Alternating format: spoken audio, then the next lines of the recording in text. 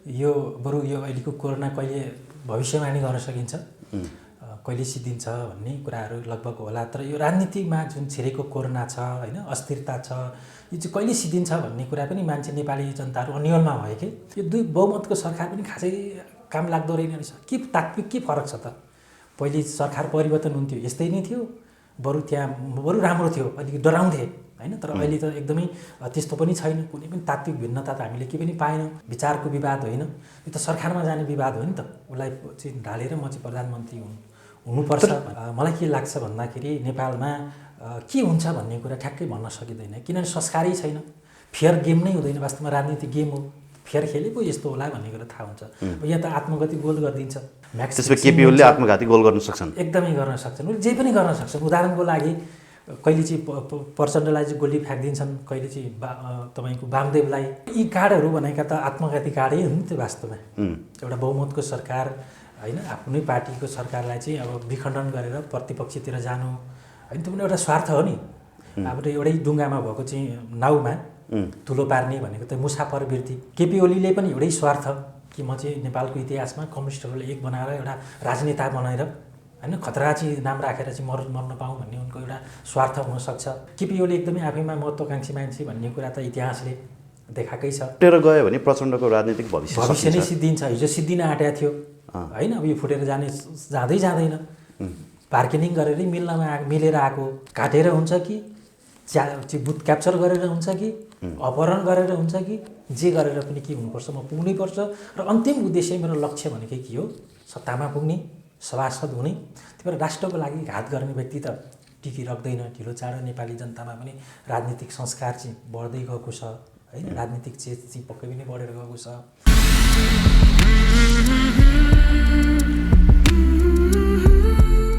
दर्शकबिन नमस्कार। यति बेला हामीसँग फेरि पनि समसामयिक विषयवस्तुमा विशेष कुराकानी गर्नको लागि मनोविद गोपाल ढकालजी हुनुहुन्छ। पछिल्लो समयको राजनीतिक विषयवस्तु, समसामयिक विषयवस्तु दुवै जोडेर लैजानेछौँ। गोपालजी, यहाँलाई स्वागत छ पृथ्वी खबर.com। यो यति बेला हामी कोरोना महामारीका कारणले आक्रान्तै बनिरहेको अवस्था थियो। अहिले त अलिकति सहज पनि भएको छ, परिस्थिति अलिकति परिवर्तन भएको छ होइन। कतिन्जेल हामी डराउने भन्ने हिसाबले पनि जनताहरू स्वतस्फूर्त रूपले बाहिर निस्किन थालेका छन्, घुम्न जान थालेका छन् होइन। आफ्नो दैनिक दिनचर्यामा चाहिँ उनीहरू फेरि ब्याक हुन थालेका छन्। तर यो राजनीतिक गतिरोध जुन देखा पर्यो नेकपाभित्रको, विशेष गरी रुलिङ पार्टीभित्रको विवादले गर्दा चाहिँ फेरि पनि जनतामा एक किसिमको डर त्रास पैदा भएको छ होइन। यो विषयमा केही अभिव्यक्तिहरू तपाईँले सामाजिक सञ्जालहरूमा दिइ पनि रहनु भएको छ होइन। खासमा के जस्तो लाग्छ यो विवाद होइन, यो विवादको बारेमा थोरै कुराकानी गरौँ न। एकदमै नेपाली राजनीतिमा कोरोना छिरेको धेरै भयो। यो 2-4 वर्षको कुरा पनि होइन। यो बरु यो अहिलेको कोरोना कहिले भविष्यवाणी गर्न सकिन्छ, कहिले सिद्धिन्छ भन्ने कुराहरू लगभग होला। तर यो राजनीतिमा जुन छिरेको कोरोना छ होइन, अस्थिरता छ, यो चाहिँ कहिले सिद्धिन्छ भन्ने कुरा पनि मान्छे नेपाली जनताहरू अन्यलमा भयो कि। गणतन्त्र आइसकेपछि राजनीति स्थिरता होला, बहुमतको सरकार आएपछि राजनीति स्थिरता होला, देशले कोल्टो फेर्ला होइन, सामाजिक राजनीतिक परिवर्तनहरू होला, आर्थिक परिवर्तन होला भन्ने जुन आशा थियो नि होइन। यो चाहिँ तपाईँको भारतवर्ष द्वन्द्व यो सफल भएपछि पक्कै पनि नेपालले चाहिँ स्थायित्व लिन्छ भन्ने आशा हामीले गरेका थियौँ होइन। विभिन्न आशा थियो नि, विभिन्न कोणबाट मान्छेले चाहिँ टिका टिप्पणी गर्नुहुन्थ्यो। तर अहिले त्यो छैन कि। म विभिन्न ठाउँमा जाँदा पनि के भन्नुहुन्छ भन्दाखेरि यो दुई बहुमतको सरकार पनि खासै काम लाग्दो रहेन रहेछ। के तात्विक के फरक छ त? पहिले सरकार परिवर्तन हुन्थ्यो यस्तै नै थियो, बरु राम्रो थियो, अलिकति डराउँथे होइन। तर अहिले त एकदमै त्यस्तो पनि छैन, कुनै पनि तात्विक भिन्नता त हामीले के पनि पाएनौँ। त्यही भएर बहुमतको सरकार पनि होइन आवश्यक रहन्छ नेपालमा भन्नेलाई यावत टिका टिप्पणी पनि गरेको हामीले सुन्यौँ कि। अब नेपालमा तपाईँले भने जस्तै राजनीतिक स्थायित्व हुन सकेन होइन। योबाट हामी आक्रान्त भयौँ। तर हामी स्थायित्वको प्रयासमा त थियौँ नि होइन। तर स्थायित्वको प्रयासमा हुँदाहुँदै पनि जनताले पनि 2/3 बहुमत दिएर होइन नेकपा पार्टीलाई चाहिँ ल सरकार चलाउनु होइन आगामी 5 वर्षको लागि भनेर जुन एउटा म्यान्डेट दिएको थियो, त्यति हुँदाहुँदै पनि त्यही पार्टीभित्रैको यो किचलो फेरि विवादहरू आइसके पछाडि अब चाहिँ फेरि पनि जनताहरू निराश बनेका छन् है। पक्कै पनि हामी के भन्छौँ भन्दाखेरि यो राजनीतिक अस्थिरताले पनि मान्छेको मानसिक स्वास्थ्यमा असर गर्छ, प्रभाव पार्छ है। अब यो अध्ययन त भएको छैन नेपालमा, तर यो राजनीतिक अस्थिरता छिटो छिटो आएको यो राजनीतिक परिवर्तनले के कस्तो असर गरेको छ भन्ने यावत कुरामा चाहिँ त्यति धेरै अध्ययन नभए पनि पक्कै पनि यसले यो कुराले चाहिँ मान्छेको मानसिक स्वास्थ्यमा, मान्छेको मनोविज्ञानमा चाहिँ असर गर्छ, प्रभाव पार्छ। नेपालमा चाँडो चाँडो राजनीतिक परिवर्तन भए होइन, त्यसले स्थायित्व प्राप्त गर्न सकेन होइन, व्यवस्थाहरू फेरिए होइन, धेरै सरकारहरू फेरिए, तर पनि केही हुन सकेन कि। त्यही भएर नेपाली जनताहरू निराश छन् भन्ने कुरामा त दुई मत भएन। अनि मलाई पनि लाग्यो कि वास्तवमा यो राजनीति भन्ने कुरा नै यस्तै हो, संसारमै यस्तै हुन्छ त यो राजनीति भन्ने कुरा भन्ने मलाई बुझ्न पनि मन लाग्यो कि। अनि मैले पनि औपचारिक रूपमा पोलिटिकल साइन्समा MA गरेँ कि।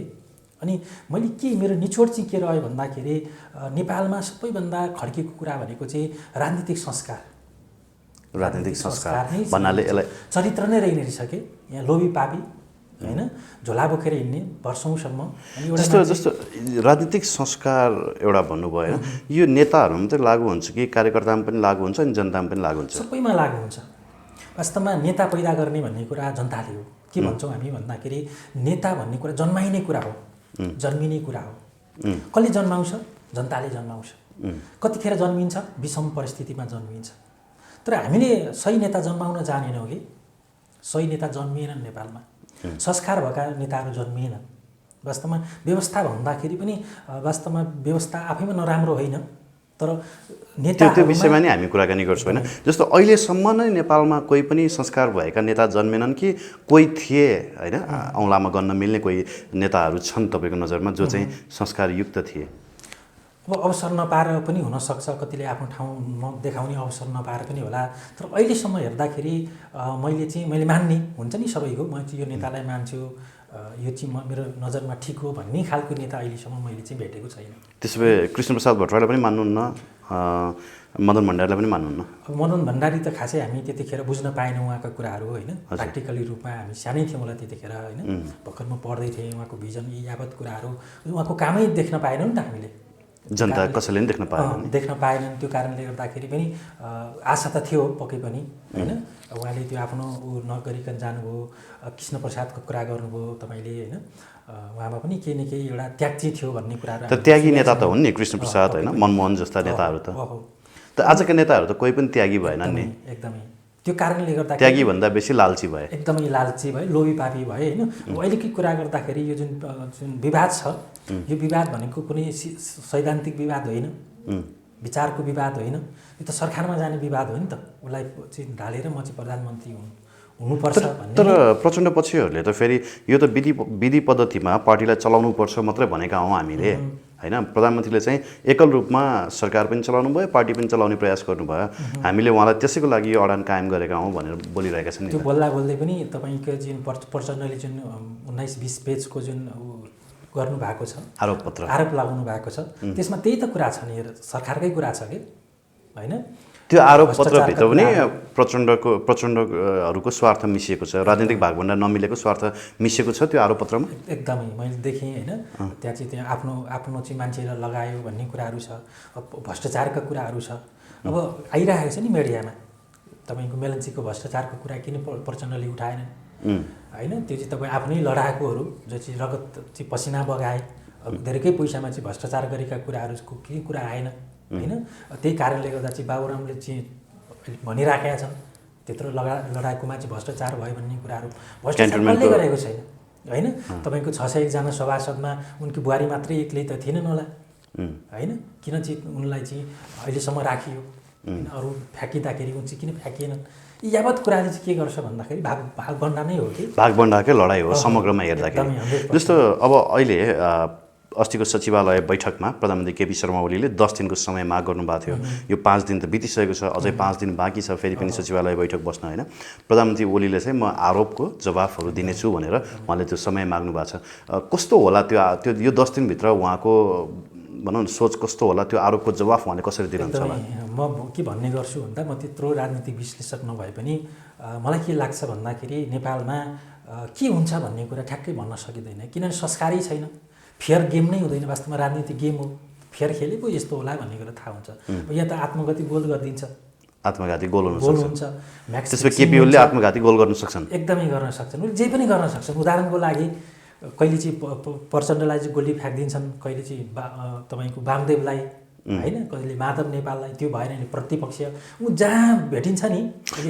ओलीको जुन कार्ड थियो त्यो कार्ड फाल्ने एउटा सिस्टम, यो नेकपा विवाद मत्थर बनाउनको लागि उनले समय समयमा वामदेव कार्ड फाल्ने गरेका थिए। वामदेव कार्ड पनि योपालि काम गरेन, माधव नेपाल कार्ड पनि काम गरेन होइन। अब प्रचण्डसँग पनि वार्ताको लागि सहमति जुटाउने प्रयास गरिएको थियो, यद्यपि त्यो पनि काम गरेन। आज मात्रै चिनिया राजदूत याङछीको फेरि प्रचण्डलाई भेट्नको लागि पुगेकी छिन् होइन। अब यी सम्पूर्ण कार्डहरूले पनि काम गर्ला नगर्ला के लाग्छ तपाईँलाई? यी कार्डहरू भनेका त आत्मघाती कार्डै हो नि त्यो वास्तवमा। एउटा बहुमतको सरकार होइन, आफ्नै पार्टीको सरकारलाई चाहिँ अब विखण्डन गरेर प्रतिपक्षतिर जानु होइन, त्यो पनि एउटा स्वार्थ हो नि। अब एउटै डुङ्गामा भएको चाहिँ नाउमा तुलो पार्ने भनेको त मुसाफरवृत्ति नेपाली राजनीतिमा छ। तपाईँको बुझाइमा के लाग्छ, मतलब यो विवादमा प्रमुख दोषी चाहिँ केपी ओली नै हुन् त, जसरी प्रचण्डले आरोप लगाएका छन्? एउटालाई मात्रै दोष दिन मिल्दैन कि, वास्तवमा समग्र पार्टी नै दोषी हुन्छ। किनभने त्यहाँ एउटा व्यक्तिलाई चाहिँ मात्रै दोष दिएर उम्किने ठाउँ नै हुँदैन, पार्टी उनीहरूको हो होइन। हामी जनताले त्यसरी हेर्छौँ नि त, मूल्याङ्कन गर्छौँ। एउटा व्यक्तिलाई मात्रै दोष दिन त हामी सक्दैनौँ होइन। त्यहाँको सिस्टम, त्यहाँको कल्चर होइन, राजनीतिक संस्कारका कुराहरू हामीले गऱ्यौँ नि। संस्कारै छैन पार्टीभित्र, त्यो पनि त अघि हामी संस्कारको कुरा गर्दाखेरि यही कुरा आयो नि त। पार्टीभित्र राजनीतिक संस्कार छैन, मेल छैन होइन, एकअर्काप्रति विश्वास छैन। त्यो जुन मेल छ त्यो मेल पनि देखावटी छ, स्वार्थको मेल के सबैभन्दा ठुलो कुरो चाहिँ प्रचण्ड त्यहाँ मिल्न जानु होइन। केपी ओलीले पनि एउटै स्वार्थ कि म चाहिँ नेपालको इतिहासमा कम्युनिस्टहरूलाई एक बनाएर एउटा राजनेता बनाएर होइन खतरा चाहिँ नाम राखेर चाहिँ मर्न पाऊँ भन्ने उनको एउटा स्वार्थ हुनसक्छ होइन। अर्को स्वार्थ के छ भन्दा मैले देखेको चाहिँ केपी ओलीको सत्तामा हुँदै प्रधानमन्त्री हुँदै मर्न पाए एकदमै राम्रो हुन्थ्यो, 3 दिन बिदा हुन्थ्यो होला, हाई हुन्थ्यो होला होइन। त्यस्तो पनि परिकल्पना होला र उहाँको एकदम अन्तिम हो मेरो यो चान्स। अब योभन्दा अर्कोचोटि म चान्स पाउँदिनँ, तर जति सक्दो मैले के गर्नुपर्छ, दोहन गर्नुपर्छ। सरखारमै भयो भने बिरामी छु म, भोलि राज्यको जुन पैसा छ, उपचारका कुराहरू छ, त्यो त्यो सेवा सुविधाहरू प्राप्त गर्न सक्ने भयो। यी यावत कुरा महत्त्वाकाङ्क्षा के पूर्व प्रधानमन्त्रीलाई पनि भइहाल्छ नि, सबैलाई हुन्छ। र केपी ओली एकदमै आफैमा महत्त्वाकाङ्क्षी मान्छे भन्ने कुरा त इतिहासले देखाएकै छ होइन।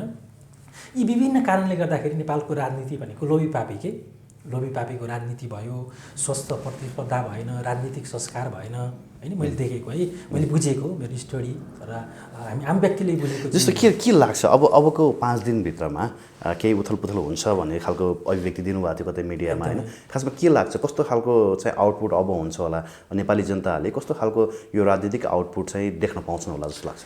राजनीति भन्ने कुरा स्थिर चाहिँ पक्कै पनि हुँदैन। सम्भावना के हो? सम्भावना चाहिँ के देख्छु म भन्दाखेरि, यो स्वार्थको लडाइँ भएको कारणले गर्दाखेरि फुट्ने सम्भावना चाहिँ किन कम छ भन्दाखेरि, फुट्दा त उनीहरूलाई नै सबैलाई घाटा छ, उनीहरूलाई घाटा, प्रचण्डलाई मात्र होइन, माधव नेपाललाई मात्र होइन, सबैलाई घाटा छ होइन।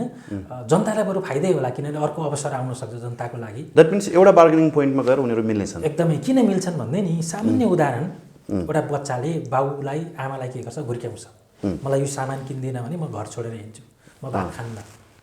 तर छोडेर त हिँड्दैन, भात खान पनि छोड्दैन। लडाइँ यही स्वार्थको लडाइँ हो नि त। त्यो कुरा काहीँ न काहीँ गरेर चाहिँ मन्त्री बनाइदिएर हुन्छ कि आफ्नो खेमाका व्यक्तिहरूलाई केही न केही पोइन्टमा गएर उनीहरू के गर्छन्, मिल्छन् पक्कै पनि। र अभिव्यक्ति त्यही आएको छ कि फुट्दैन है पार्टी फुट्दैन, सरकारहरूमा के हुन सक्छ। तर यस्तो देखिएको छ नि त, केपी ओली पक्ष चाहिँ फुटाउने अथवा फुटेरै जाओ भन्ने पक्षमा छ होइन। बरु हामीलाई अल्पमतमा हामी परेको भए पनि हामी यहीँ रहिरहन्छौँ, तिमीहरू फुटेर जाओ भन्ने जस्तो खालको अभिव्यक्ति केपी ओली पक्षधरका दिइरहेका छन् होइन। तर अब केही अरू नेताहरू चाहिँ होइन पार्टी एकता जोगाउनुपर्छ भन्ने पनि हिसाबले पनि कुराकानी गरिरहेका छन्। केपी ओलीले बुझेरै यो फुटेर जाँदैन, एकदम मलाई थाहा छ नि त, यो बुझेरै पेलेको हो। एकदमै बुझेर, किन बुझेर पेलेको भन्दाखेरि उनलाई थाहा छ नि त इतिहास। प्रचण्ड मिल्न आएका हुन् मसँग, फुटेर गयो, उसको खैरत छैन। फुटेर गयो भने प्रचण्डको राजनीतिक भविष्य नै सिद्धिन्छ। हिजो सिद्धिन आँटेको थियो होइन, अब यो फुटेर जाँदैन, बार्गेनिङ गरेरै मिलेर आएको होइन भन्ने यावत कुरा त पक्कै पनि केपी ओलीलाई थाहा छ। त्यही भएर उसले चाहिँ के गरेको थियो, एउटा हुन्छ नि।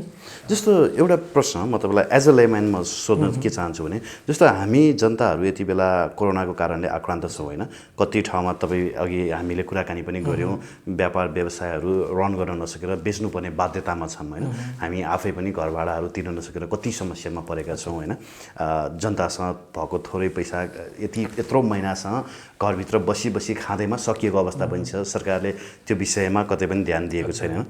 यो अवस्थामा केपी ओलीलाई प्रधानमन्त्री पदबाट हट अथवा पार्टी अध्यक्षबाट हट भनेर जसरी उनीहरूले अडान कसेका छन् नि, यो जरुरत थियो कि थिएन? एकदमै अब ठिक छ, कतिपय अवस्थामा चाहिँ केपी ओलीले राम्रो काम गरेनन् होइन, स्वास्थ्यको कारणले गर्दा हुनसक्छ, विभिन्न कारणले गर्दा हुनसक्छ होइन, त्यहीँभित्रकै तपाईँको चाहिँ चम्चा भन्छौँ नि हामी, सल्लाहकारहरूको कारणले गर्दा हुनसक्छ, विभिन्न कारणले गर्दा जस्तो आशा गरेको थियो जनता, नेपाली जनताले त्यो पर्फर्मेन्स गर्न सकेनन्। पार्टीले पनि जस्तो आशा गरेको थियो त्यो पर्फर्मेन्स हुन सकेको छैन होला। तर त्यति हुँदाहुँदै पनि केपी ओलीले सत्ता छोड्ने बित्तिकै आउने प्रधानमन्त्रीले कि काहीपल्ट चाहिँ गर्न सक्छ त? प्रचण्डले गर्न सक्छन्, प्रचण्डलाई पनि त हामीले हेरेको, प्रचण्ड त प्रधानमन्त्री बन्ने दाउमै छैनन् यति बेला। प्रचण्ड पनि हेरेको हामीले होइन, माधव नेपालको पनि हेरेको होइन, टेस्ट त सबै भइसकेका हो नि त एकदमै मजाले होइन। जलनाथ खनाल एकजना वामदेव गौतम बाहेक अरू सबै टेस्टेड। एकदमै त्यो भएको कारणले गर्दा चाहिँ आश गर्ने ठाउँ पनि त छैन नि त, यो जाने बित्तिकै यसले राम्रो गर्न सक्छन् भन्ने कुरा पनि छैन। तर नेपाली जनताको चाहना चाहिँ के हो भन्दा मिल्नै पर्छ है, नेपाली जनता पनि नेकपा नफुटोस् भन्ने चाहन्छ सबैले, किनभने जहाँ राजनीतिक अस्थिरता हुन्छ त्यहाँ चलखेल भइहाल्छ। राजनीतिक अस्थिरता हुने बित्तिकै अर्को पक्षले चाहिँ त्यो टाउको उठाइहाल्छ है। तपाईँले बम जस्तो यदि ठुलो पार्टी फुट्यो भने भोलिको दिनमा फेरि पनि राजनीतिक अस्थिरता त त्यही नै हुन्छ। 9 महिने सरकारको जुन बानी परेको थियो नि हामीलाई, त्यही नै हुने हो नि त। भोलि बम पड्किन थाल्छन् होइन, राजनीतिक अस्थिरता हुने बित्तिकै कहाँ पड्किए अरे होइन, यस्तो विभिन्न कुराले चाहिँ मारमा त के हुन्छ, नेपाली जनता नै पर्छन् कि उखान्छ नि, साँडेको जुधाइ बादशाहको मिसाई। वास्तवमा साँडे जुधिरहेछन् कि दुईवटा, पार्टीभित्रका दुईवटा साँडे चाहिँ जुधिरहेका छन्। दुईटै एकदमै खेलाडी हुन् वास्तवमा, केपी ओली पनि त्यत्तिकै खेलाडी हुन्, प्रचण्ड पनि खेलाडी हुन्, माहिर खेलाडी हुन्। ती खेलाडीहरूले जनताको पक्षमा मिलेर काम गरेको भए, अथवा केपी ओली अथवा प्रचण्डले भने जस्तै हामी जेडका चाहिँ एउटा सशक्त चाहिँ दुईवटा पाइलट हौँ भने जस्तै हामी नेपाली जनताले चाहिँ के बुझ्छौँ भन्दाखेरि प्रचण्ड र केपी ओली एउटा हलगरु हुन् के, मस्त हलगरु। ती मस्त हलगरुले यदि जोतिएको भए, नेपाली जनताको हितमा जोतिएको भए चाहिँ के हुन्थ्यो, त्यसले परिणाम दिन्थ्यो। तर जोतिनुको सट्टा के गरे भन्दाखेरि दुईवटा साँडे नजोतिकन घाँस खान थाले कि, जोतिनुको साटो जुझ्न थाले, आफै जुझ्न थाले, मेरो एरिया भन्न थाले होइन, त मेरो एरियामा नआइज, त मेरो एरियामा आइज। दुईवटा चाहिँ एकदमै डामेको साँडे जस्तो एकदमै सङ्घर्ष गर्न थाले कि।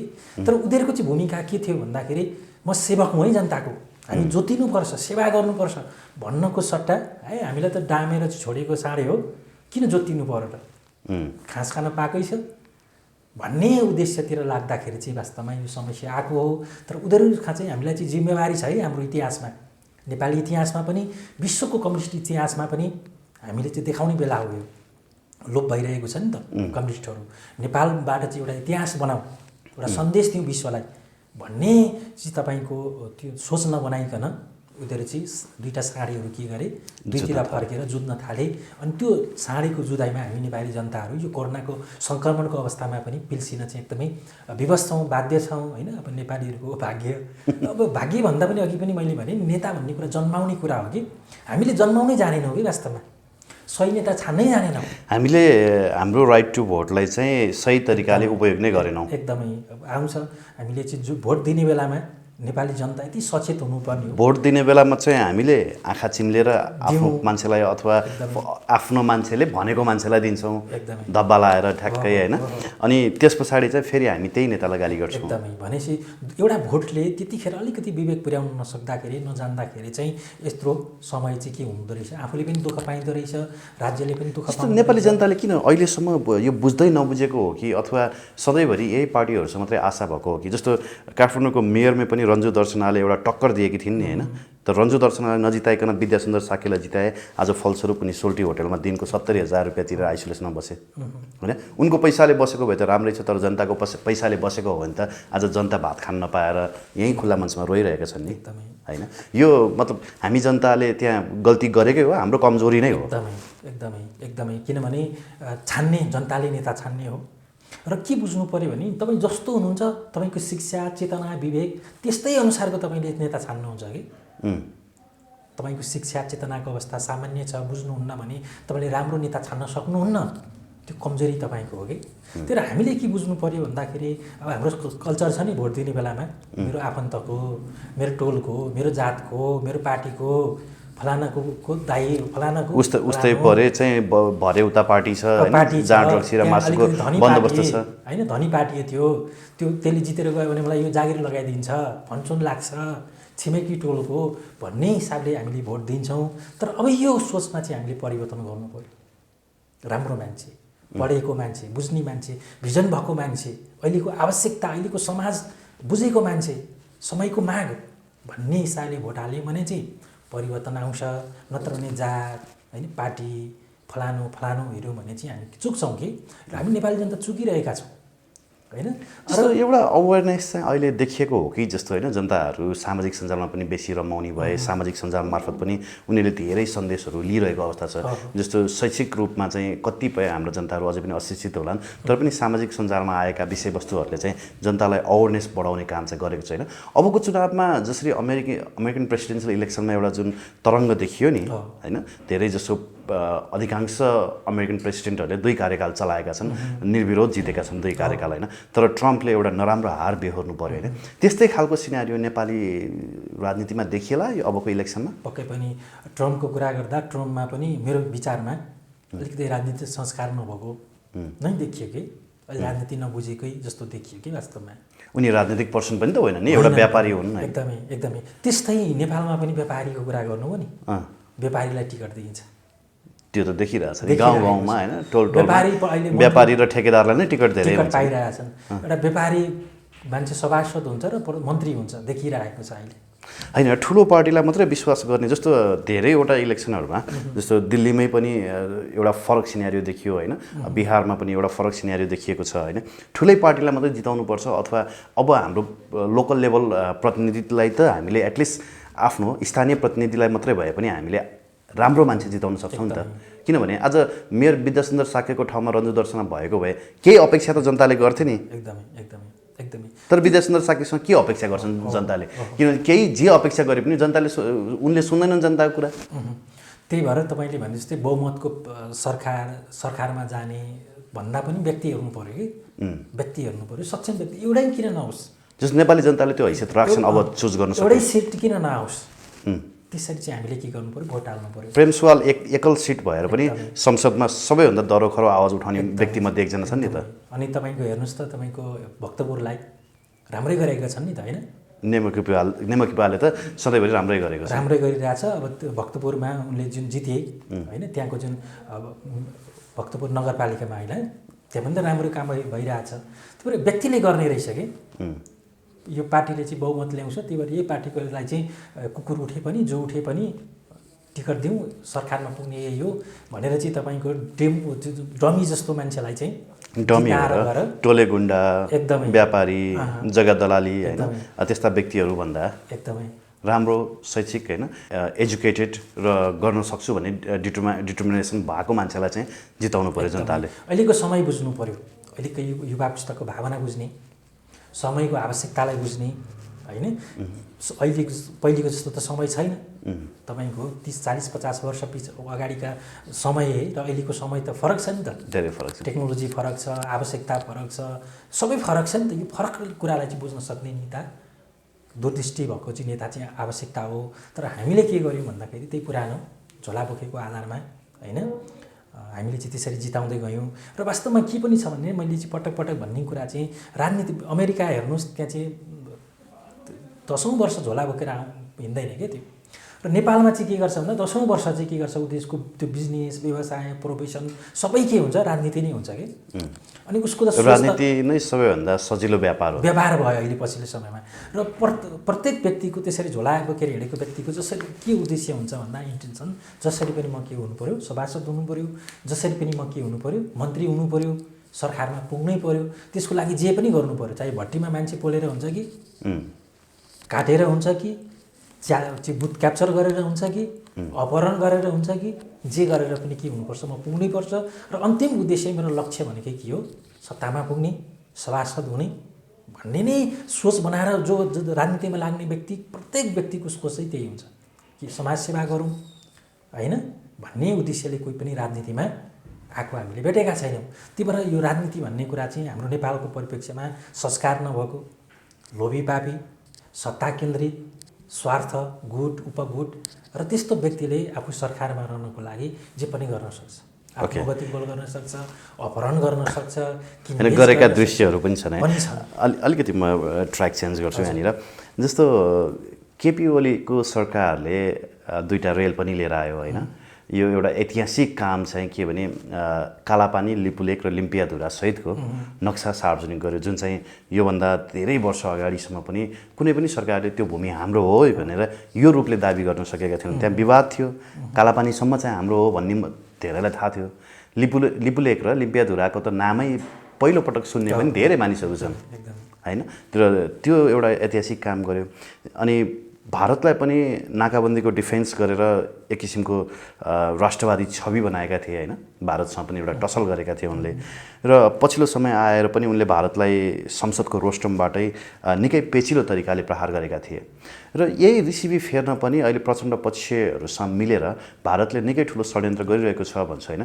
आम लेम्यानहरूले चाहिँ यो राजनीतिक हस्तक्षेपलाई कसरी बुझ्छन् होला मतलब यसमा सत्यता छ होला कि छैन होला यो खेल राजनीतिक खेल होइन भन्ने कुरा चाहिँ आम व्यक्तिले सहज रूपमा झट्ट थाहा नपाउन पनि सक्छ कि किनभने हाम्रो शिक्षा चेतना होइन कम छ नि त यो विषयमा राजनीतिक चेत कम छ त्यो कारणले गर्दाखेरि पनि यो रणनीति यो हुनसक्छ है भन्ने कुरा थाहा नहुन पनि सक्छ। वास्तवमा तपाईँले भने जस्तै अलिकति राष्ट्रवादितामा राष्ट्रको लागि राष्ट्रियताको लागि सबैभन्दा ठुलो कुरा चाहिँ राष्ट्रियता नै हो है हाम्रो जमिन हो हाम्रो भूगोल हो अरू कुरा त हुँदै जान्छ सबैभन्दा पहिले भूगोलै बचाउनुपर्छ भन्ने सोच पनि हो वास्तवमा केपी ओलीको। त्यो नहुँदाखेरि आम व्यक्तिले त तपाईँको यस्ता कुराहरू हेर्दैन भोको पेटले त राष्ट्रियताको गुणगान धेरै गाउन सक्दैन। अहिलेको अवस्थामा के छ भन्दाखेरि भोको पेट छ नि त धेरैको यो भोको पेटको अवस्थामा चाहिँ यही कुरालाई चाहिँ सामान्य कुरालाई चाहिँ उचालेर भोकै कुरालाई लिएर चाहिँ यो राष्ट्रियताका मुद्दाहरू भूगोलका मुद्दाहरूलाई चाहिँ ओझेलमा पारौँ यही बिचमा खेलौँ भन्ने हिसाबले पनि त्यो आएको हुनसक्छ। र मैले पहिले पनि तपाईँलाई भनेको थिएँ कि केपी ओलीलाई सामान्य कुरामा के होइन यही सामान्य कुराहरूमा चाहिँ लिएर विरोध गरेर चाहिँ उनका जुन मुद्दाहरू छन् ती मुद्दाहरूलाई चाहिँ ओझेलमा पार्ने काम गरिन्छ। भोलि सत्ता परिवर्तन हुनसक्छ यी सामान्य मुद्दाले लिएर होइन भन्ने कुरा पनि हामीले पहिले पनि गरेका थियौँ। यो एउटा खेल पनि हुनसक्छ यसरी हेर्दाखेरि र अर्को तर्फबाट केपी ओलीको त्यो रणनीति पनि हुनसक्छ कि रणनीति त मान्छेको खेलाडीहरूको फरक फरक हुन्छ कि कुनले चाहिँ कुन कतिखेर चाहिँ कुन गोटी चाल्छ त्यो बागचालमा चेसमा कता हानिरहेको हुन्छ भन्ने कुरा सामान्यमा खेलाडीलाई थाहा नहुन सक्छ कि। त्यस्तै गरी एउटा चाहिँ दरिलो चाहिँ एउटा मुद्दालाई लिएर चाहिँ सधैँ हाई हुँ नेपाली इतिहासमा राजनीतिक इतिहासमा भन्ने एउटा एकदमै त्यो एउटा एजेन्डा पनि मात्रै पनि हुनसक्छ केपी ओलीको होइन यो पुरा चाहिँ हुँदैन तर गोटी चाहिँ हान्दिउँ भन्ने पनि हुनसक्छ। तर जे भए पनि तपाईँले भने जस्तै सकारात्मक कुरा भनेको चाहिँ भूगोलको बारेमा चाहिँ उनले अडान दिए यही अडानको कारणले गर्दाखेरि चाहिँ उसलाई फ्यालेर होइन अरू लोभीपापीहरूको सरकार बनाउनपट्टि पनि लागेको पनि हुनसक्छ होइन। जे भए पनि हामीले के बुझ्नु पऱ्यो भन्दा ढिलो चाँडो नेपाली जनताले चाहिँ इन्टेन्सन एटिच्युड चाहिँ मान्छेले बुझ्छ है यसको रणनीति यो रहेछ भन्ने कुरा चाहिँ। त्यही भएर राष्ट्रको लागि घात गर्ने व्यक्ति त टिकिराख्दैन। ढिलो चाँडो नेपाली जनतामा पनि राजनीतिक संस्कार चाहिँ बढ्दै गएको छ होइन राजनीतिक चेत चाहिँ पक्कै पनि बढेर गएको छ नयाँ पुस्ताहरू आइरहेका छन् अहिले त। जस्तो के छ हामी मतलब अब परिवर्तनको सङ्घारमा पुगेका हौँ। तपाईँले के देख्नुहुन्छ एउटा ठुलै राजनीतिक परिवर्तन हुन्छ जसरी यहाँ केही विद्वत व्यक्तित्वहरू होइन राजनीतिक विश्लेषकहरू भन्छन् अब नेपाली जनतालाई चाहिँ राजतन्त्र आवश्यकता पर्यो होइन, राजतन्त्र भयो भने चाहिँ यहाँ जनता भोको हुने थिएनन्, जनताले एकदम सुख सयल पाउँछन् होइन, यो विदेशी हस्तक्षेप पनि हुँदैन भनेर जसरी प्रचारबाजीमा उनीहरू लागेका छन् नि, तपाईँलाई के लाग्छ यस्तो खालको परिवर्तनको अपेक्षा नेपाली जनताले गरेका छन्? अब यो चाहिँ फर्स्टेसन मात्रै हो होइन। मैले पनि हेर्छु नेतालाई गाली गर्नु त कसैलाई त अगाडि सार्नु पऱ्यो नि त, कसैको पक्षमा त हुनु पऱ्यो होइन। कुनै न कुनै खेलाडी त थपना त चाहियो कसैको विरोध गर्नको लागि। तर यो विरोध तपाईँको पोलिटिकल पार्टीहरू नेताप्रतिको वितृष्णा चाहिँ पोखेको मात्रै हो। तर आम व्यक्तिले फेरि पनि राजा हुन्, राजाले नै चाहिँ सरकार चलाउन् अथवा राजा आयो भने मात्रै चाहिँ केही हुन्छ, जनताको आवश्यकता पुरा हुन्छ, समृद्धि हुन्छ भन्ने कुरा चाहिँ त्यति धेरै सोचेको चाहिँ मलाई लाग्दैन। र गाली गर्ने के तपाईँको नेपाली उखान छ नि, तपाईँको सासूसँग रिस उठ्यो भने बुहारीले आएर चाहिँ श्रीमानको चाहिँ घुँडामा पिसाब फेर्छ मुत्छ भन्ने जस्तै मात्रै हो कि यो। तर वास्तवमा चाहिँ त्यो होइन। सासूभन्दा श्रीमान नै के हुन्छ महत्त्वपूर्ण हुन्छ। त्यो क्षणिक आवेग पोखेको मात्रै हो होइन। त्यसमा चाहिँ खासै म त्यत्रो ठुलो सत्यता देख्दिनँ होइन। फेरि पनि राज संस्था आउला, ज्ञानेन्द्र आउलान्, अनि नेपालको कायापल्टल होला होइन भन्ने कुरा चाहिँ त्यति धेरै सजिलो चाहिँ छैन कि ठुलो रक्तपातै हुनु पऱ्यो होइन, विद्रोह नै हुनु पऱ्यो। सजिलो त छैन, सान्दर्भिक चाहिँ छ कि छैन? अब सान्दर्भिकताको कुरा हेर्दाखेरि चाहिँ समयको आवश्यक। अब कसरी जान्छ त राजनीतिक दल? समयको आवश्यकता हो। अब यो राजनीतिक दलहरूले चाहिँ स्थायित्व जुन अहिले परिवर्तन छ यसलाई चाहिँ स्थायित्व हुन सकेन होइन। विदेशी हस्तक्षेप बढ्दै गयो अनि दुईवटा साँढेहरू यस्ता साँढेहरू एकदमै आफूमा जुत्न थाले भन्ने त एउटा मेयो त चाहियो नि त, तलाउने मान्छे त चाहियो। त्यस्तो अवस्थामा आउन पनि सक्छ, नआउने भन्ने होइन। र विश्वको इतिहासलाई हेर्ने हो भने पनि त्यस्तो छ नि त। बेलायतमा हेर्नुहोस्, खाइदिइसकेपछि पनि के भएको, राज संस्था चाहिँ स्थापित भएका घटनाहरू चाहिँ अरू देशहरूमा पनि छन्। तर राज संस्थाले पनि के बुझ्नु पऱ्यो भन्दाखेरि आफ्नो इमेज त बनाउनु पऱ्यो नि त, राम्रो बनाउनु पऱ्यो नि त। कसलाई राजा बनाउनु त, त्यसको विकल्प को त अब होइन भन्ने कुरा पनि एउटा चाहिँ प्रश्न चिन्ह त बगै पनि छ होइन। त्यसको लागि पनि अब यही अवस्थामा त परिवर्तन हुने, फेरि राजा आउने भन्ने छैन। तर अवस्था एकदमै प्रतिकूल हुँदै गयो, यहाँ हत्या हिंसा एकदमै बढ्यो होइन, ठुलो राजनीतिक परिवर्तनहरू आयो होइन, राष्ट्रियता नै सङ्कटमा अवस्था आउने भयो। र यी राजनीतिक दलहरूले चाहिँ क्वाँ गरेर हार स्वीकार गरे, हात उठायो भने चाहिँ त्यस्तो अवस्थामा नआउने भन्ने पनि छैन कि विद्रोहबाट आउनु पऱ्यो कि जनमत सङ्ग्रहबाट आउनु पऱ्यो। किनभने राजनीतिक व्यवस्था परिवर्तनको आधार भनेकै यही हो, कसैले थप्प टिपेर ल्याएर राखिदिने कुरा पनि होइन होइन। यी दुईवटा आधारमा चाहिँ के हो, टेकेर नै परिवर्तनहरू हुने हो। तर अहिलेकै यही अवस्थामा चाहिँ त्यत्रो चाहिँ राजा नै आउनुपर्ने होइन, नत्र भने चाहिँ एकदमै खतराको अवस्था पनि म देख्दिनँ होइन। अहिले जुन जनता के चाहन्छन्, जनता जो आए पनि कोही व्यवस्था, हामीले पनि धेरै व्यवस्था हेरिसक्यौँ कि हाम्रा बुवामा हजुरबाले त सबै भोगिसक्नुभयो। भन्दाखेरि व्यवस्था जे भए पनि नेता चाहिँ के हुनुपर्दो रहेछ, सक्षम हुनुपर्दो रहेछ। व्यवस्थाले नै यो चाहिँ राज्य व्यवस्थाले मात्रै होइन, गणतन्त्रले प्रजातन्त्र राज संस्थाले मात्रै सबै कुरा होइन रहेछ। त्यसलाई टिकाउने, त्यसलाई मूर्त रूप दिने, जीवन भर्ने भनेको चाहिँ नेताले रहेछ कि होइन।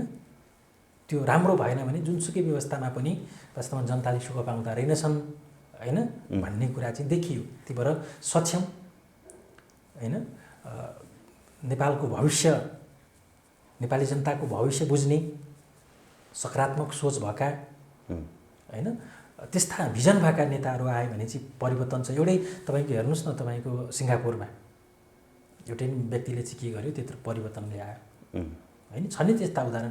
तर व्यक्ति नै सक्षम हुनुपर्दो रहेछ, लिडरै राम्रो हुनुपर्दो रहेछ। राम्रो लिडर चाहिँ हामीले छान्न पनि सक्नुपर्दो रहेछ। र हामी जनता लोभी पापी भयौँ भने, क्षणिक स्वार्थको हिसाबले चाहिँ कसैलाई भोट दियौँ भने, एउटा मासु खाएको हिसाबमा होइन, मासु चिउरा खाएको हिसाबमा र राति चाहिँ लोकल रक्सी खाएको हिसाबमा चाहिँ कसैलाई चाहिँ भोट दियौँ भने त्यसले चाहिँ के गर्दो रहेछ, राष्ट्रलाई दुर्घटनातर्फ निम्त्याउँदो रहेछ। तर हामी एकदमै जनता पनि जिम्मेवार हुनु पऱ्यो होइन, नेताहरू पनि जिम्मेवार हुनु पऱ्यो भन्ने कुरा चाहिँ हामीले बुझ्यौँ। र सही समयमा सही निर्णय लियौँ भने पक्कै पनि परिवर्तन चाहिँ सम्भव छ। र अहिलेसम्मको अवस्थामा मैले हेर्दाखेरि चाहिँ नेपालमा यो सबै कुरा यस्तो हुनुको विकास होइन यावत कुरामा पछि पर्नुको कारण चाहिँ राजनीति नै हो है वास्तवमा होइन।